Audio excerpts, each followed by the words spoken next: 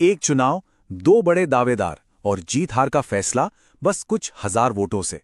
आज हम उत्तर प्रदेश की मोहम्मदी विधानसभा सीट के जरिए ये समझेंगे कि जमीनी स्तर पर, बिल्कुल ग्रासरूट लेवल पर राजनीतिक लड़ाई कैसे लड़ी जाती है और कैसे जीती जाती है। चलिए इस करीबी मुकाबले की कहानी को परत दर परत खोलते हैं। 4871 ये सिर्फ एक नंबर नहीं है, ये वो फासला है जिसने 2022 में मोहम्मदी का पूरा राजनीतिक भविष्य तय कर दिया। सोचिए, इतनी छोटी सी संख्या में हजारों उम्मीदें, डर और ना जाने कितनी आकांक्षाएं सब सिमट जाती हैं। तो सबसे बड़ा सवाल यही उठता है ना कि इतने कम, इतने मामूली अंतर पर कोई जनादेश कैसे जीता या हारा जाता है। इस पूरे विश्लेषण में हम इसी सवाल का जवाब ढूंढेंगे। एक तरह से लोगों की इच्छा की एक फॉरेंसिक जांच करेंगे। हमारी इस पड़ताल का रोड मैप कुछ इस तरह का रहेगा। पहले हम मोहम्मदी को एक युद्ध क्षेत्र के तौर पर समझेंगे, फिर वहां की जमीन की नब्ज टटोलेंगे, उसके बाद पिछले जनादेशों की गूंज सुनेंगे, इस करीबी मुकाबले का विश्लेषण करेंगे और फिर देखेंगे कि कैसे इससे एक शासन का ब्लूप्रिंट तैयार किया जा सकता है। और आखिर में मोहम्मदी से हमें क्या सबक मिलते हैं। तो चलिए पहले हिस्से से शुरू करते हैं। इस राजनीतिक कहानी के लिए एक भौगोलिक और सामाजिक आर्थिक मंच तैयार करते हैं। यह है मोहम्मदी, उत्तर प्रदेश के लखीमपुर खीरी जिले में स्थित एक विधानसभा क्षेत्र।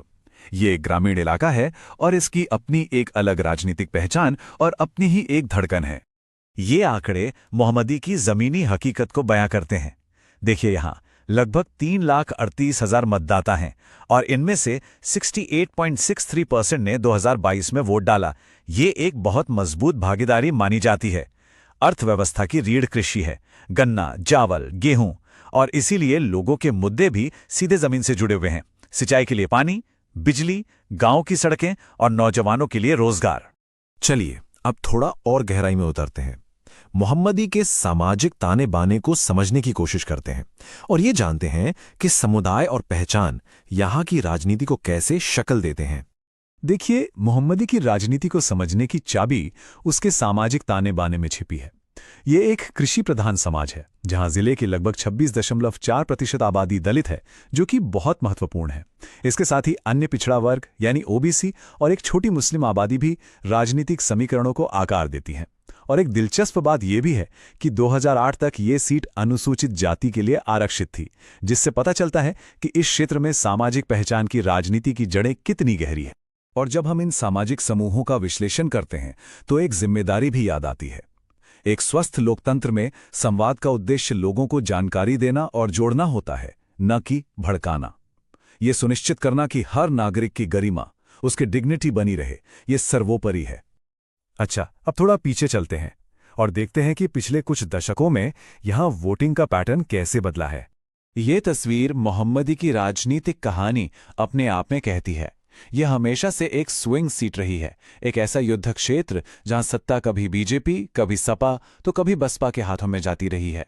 यहां किसी एक पार्टी का किला आप कह सकते हैं कभी नहीं बन पाया।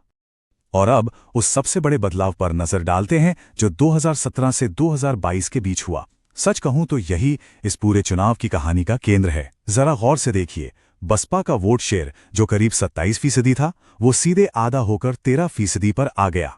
सवाल उठता है, ये वोट गया कहां? इसका बड़ा हिस्सा सीधे सपा के खाते में गया, जिससे उनका वोट शेयर 27% से उछलकर 41% तक पहुंच गया।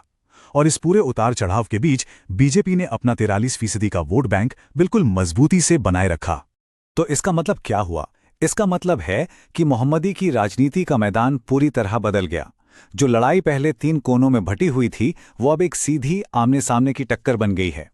ये उत्तर प्रदेश की ग्रामीण राजनीति में एक बहुत बड़ा संकेत है, जहां वोटों का बिखराव ही हार जीत तय करता है।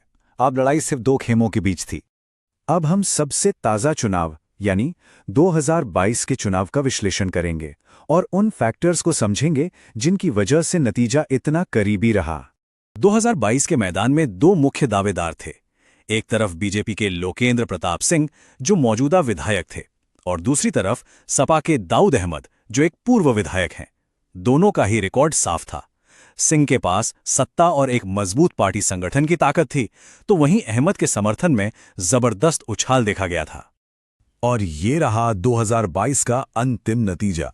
बीजेपी को मिले 42.75% वोट और सपा को मिले 40.66%। मतलब 83% से ज्यादा वोट सिर्फ इन दो शीर्ष पार्टियों के बीच बंट गए। लड़ाई कितनी कांटे की थी ये आप देख सकते हैं। तो इस करीबी नतीजे के पीछे कौन सी बड़ी ताकतें काम कर रही थीं? सबसे पहले जातिगत समीकरण, जहां माना जाता है कि यादव मुस्लिम वोटों का सपा के पक्ष में एकीकरण हुआ। दूसरा और शायद सबसे महत्वपूर्ण, बसपा के वोटों का एक बड़ा हिस्सा सपा की तरफ चला गया। तीसरा, दोनों ही प्रमुख दलों ने अपने समर्थकों को बड़ी संख्या में मतदान के लिए बाहर निकाला। और आखिर में स्थानीय और राष्ट्रीय मुद्दों के बीच की वो खींचतान जो हर चुनाव में हमें देखने को मिलती है।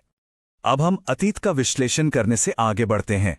अब ये समझते हैं कि इन जानकारियों का इस्तेमाल भविष्य के अभियानों और शासन की रणनीतियों को बनाने में कैसे किया जाता है। एक आधुनिक राजनीतिक अभियान अक्सर इस तरह के एक चरणबद्ध तरीके से चलाया जाता है। पहले 30 दिनों में डेटा का विश्लेषण करके जमीनी हकीकत को समझा जाता है, लोगों को सुना जाता है। अगले 30 दिन पूरी तरह से जमीनी और डिजिटल अभियानों पर केंद्रित होते हैं और आखिरी के 30 दिनों में मतदाताओं को बड़े पैमाने पर लामबंद करने का अंतिम प्रयास किया जाता है। यहाँ एक बात समझना बहुत जरूरी है। एक अच्छे शासन के लिए लोगों को सुनना सबसे पहला कदम है, और लोगों तक पहुंचने के लिए अगर किसी की भी व्यक्तिगत जानकारी का इस्तेमाल हो तो ये हमेशा उस व्यक्ति की सहमति और उसकी प्राइवेसी का सम्मान करते हुए ही होना चाहिए। यही हमारे देश के डेटा संरक्षण कानूनों की भी मूल भावना है। चलिए अब इस पूरी चर्चा के निष्कर्ष की ओर बढ़ते हैं और समझते हैं कि ये एक अकेली सीट का अध्ययन हमें बड़े राजनीतिक रुझानों के बारे में क्या बताता है। इस पूरे विश्लेषण का सार शायद इस एक पंक्ति में है। ये हमें याद दिलाता है कि आंकड़े सिर्फ संख्याएं नहीं होती, वे लोगों की उम्मीदों, उनकी जरूरतों और उनकी आवाज का प्रतिबिंब होती हैं। तो मोमबत्ती का असली सबक क्या है? सबक ये है कि हाँ, आज भी राजनीति में जाति और समुदाय जैसे पारंपरिक कारक बहुत अहम है, इसमें कोई शक नहीं। लेकिन अब जीत का रास्ता डेटा से होकर गुजरता है। जीत उसी की होती है जो इन आंकड़ों का इस्तेमाल करके एक सच्ची स्थानीय कहानी गढ़ सके और शासन का एक विश्वसनीय वादा पेश कर सके। अगर आप एक जन केंद्रित नेता बनना चाहते हैं और अपने निर्वाचन क्षेत्र का उत्थान करना चाहते हैं तो blueprintstrategies.ai से mgr@blueprintstrategies.ai पर संपर्क करें या 08042041602 पर कॉल करें। राजनीति से परे उद्देश्य।